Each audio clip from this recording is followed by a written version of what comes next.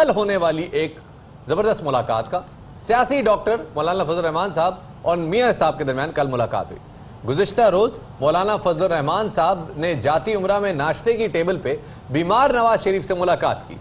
جی، ملاقات کی اندرونی کہانی ہم آپ کے سامنے رکھتے ہیں۔ مولانا صاحب کی سیاسی اذان پر بھی نواز شریف صاحب نے چپکا روزہ نہیں توڑا، حکومت کے خلاف تحریک چلانے پر کوئی جواب نہ دیا، اور ملاقات کے بعد جب صحافی نے اپوزیشن کی تحریک سے متعلق سوال کیا تو مولانا فضل الرحمان نے کیا کہا، آپ کو دکھاتے ہیں۔ یہ فیصلے انہوں نے خود اپنے فورم پہ کرنے ہیں۔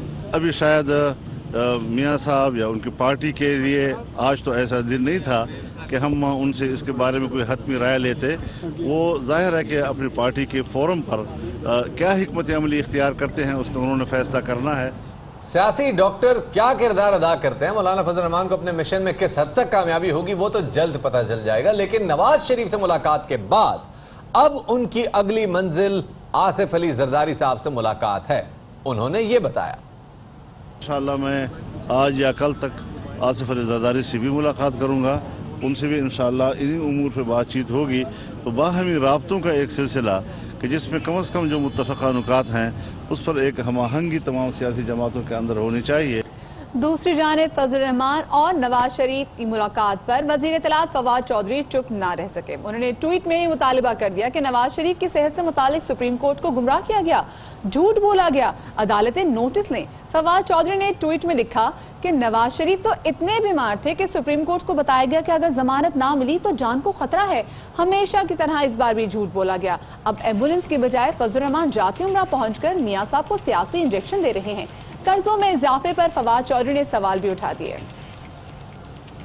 یہ ہے کہ پچھلے 10 سالوں میں 60 ارب ڈالر آپ نے لیا، وہ کدھر گیا؟ آصف زرداری اور شہباز شریف اور نواز شریف بالکل ایک پیٹرن پہ کام کر رہے تھے، اور ایگزیکٹ کرپشن جو ہے جو 93 میں طریقہ انوینٹ کیا گیا تھا حدیبیہ کا، وہی کرپشن کا جو سکیم ہے اس کو ہی بار بار اپلائی کیا جاتا ہے۔ شیخ رشید صاحب کے مطابق مولانا فضل الرحمان کی ملاقاتوں کا مقصد کیا ہے وہ بھی سن لیں۔ پورا یقین ہے کہ مولانا فضل الرحمان ان چوروں اور ڈاکوؤں کو، میں ان کا احترام کرتا ہوں اور کرتا رہوں گا، لیکن ان کی مدد، کیونکہ فاٹا میں الیکشن ہونے جا رہے ہیں، ان کو پتہ ہے کہ وہاں پی ٹی آئی کی حکومت آ رہی ہے، اس لیے فواد چودھری صاحب کا یہ کہنا تھا کہ سیاسی آکسیجن دینے کے لیے مولانا فضل الرحمان محمد نواز شریف کے پاس پہنچے۔ وہ نواز شریف ان سے کافی زیادہ ناراض بھی تھے کہ آپ جیل میں کیوں نہیں آئے۔ جی بڑی ناراضگی تھی، اور میں نے دیکھے مدیہ آپ سیاسی بصیرت کی قائل ہو جائیں، کل جب آپ نے کہا کہ پہنچ گئے، میں نے کہا دیکھیں ابھی جائیں گے اور ان کو کہیں گے آپ آئیں سڑک پہ آئیں، اور میاں صاحب کہیں گے میں تو اسپتال نہیں گیا، میں سڑک پہ کیوں آؤں گا۔ خیر اینی وے، امید اب شنید یہ ہے، اڑتی آئی ہے، اور ہماری باندری نے ہمیں بتایا ہے کہ اب سے کچھ دیر میں ملاقات کی توقع کی جاری ہو سکتا ہے، شاید نہ ہو سکتا ہو جائے، لیکن اس بارے میں گفتگو کرنے کے لیے ہمارے ساتھ موجود ہیں ہماری ایئر بائی فیملی کے سینئر تجزیہ کار جناب عارف حمید بھٹی صاحب۔ بھٹی صاحب بہت شکریہ ہمیں وقت دینے کے لیے۔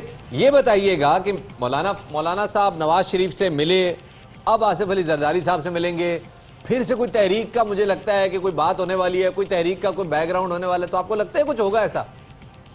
بظاہر بادی نظر میں ایسا لگ رہا ہے کہ کیونکہ پیپلز پارٹی بھی نیب زدہ ہے، مسلم لیگ نون بھی نیب زدہ ہے، مولانا فضل الرحمان کے رائٹ ہینڈ درانی صاحب کو بھی نیب نے طلب کر لیا گیا ہے، کرپشن بچاؤ مہم چلی جا رہی ہے، اس ملک کا احساس مہنگائی بے روزگاری کی نہیں گئی۔ آپ مولانا فضل الرحمان کی گفتگو سنیں تو آپ کو اندازہ ہوگا اندر بیماری کے علاوہ اس حکومت کو گرانے کے لیے جو حکومت کرپشن کے خلاف جہاد کر رہی ہے اس کے لیے رکاوٹیں کھڑی کرنے کے لیے، تحریک چلانے کے لیے یہ ملاقات تھی، جس کا پاکستان میں بیماری یا تیمارداری یا ملک کی خیر خواہی سے کوئی واسطہ نہیں۔ اچھا بھی کہے گا کہ پاکستان جو پیپلز پارٹی ہے وہ بھی تحریک چلانے کی بات کر رہی ہے، دوسری جانب نون لیگ کی حکومت بھی کہہ رہی ہے کہ حکومت مخالف تحریک چلائیں گے، تو مولانا فضل الرحمان کیا ان دونوں جماعتوں کے ساتھ مل کے کوئی تحریک نہیں چلا سکتے؟ کیونکہ آپس میں نون لیگ کی طرف سے تو کل جواب تھا۔ مولانا فضل الرحمان اس کھیل میں خالی رہے ہیں، ان کو اپنے ہی لوگوں نے نامنتخب کر کے عوام نے ریجیکٹ کر دیا۔ مولانا فضل الرحمان کے پاس اس وقت کچھ نہیں اور نیب کا شکنجہ ہے، اور مولانا فضل الرحمان کی ایک ہی خواہش ہے کسی طریقے سے یہ تحریک چلے، दोनों जमातें इनका साथ दें, पाकिस्तान पीपल्स पार्टी, नून लीग और मौलाना फजलुर रहमान, असफंद यारवली और महमूदा हजकुदी बनाए और इस हुकूमत के लिए मुश्किलात पैदा करें और ताकि आइंदा सौदेबाजी करके फिर वो कश्मीर कमेटी हासिल कर सके। लेकिन मेरे ख्याल में ये इत्तेहाद उस वक्त होगा क्योंकि दोनों जमातें मुस्लिम लीग नून और पीपल्स पार्टी किसी ना किसी सॉफ्ट कॉर्नर के लिए, NRO के लिए कोशिशें कर रही हैं।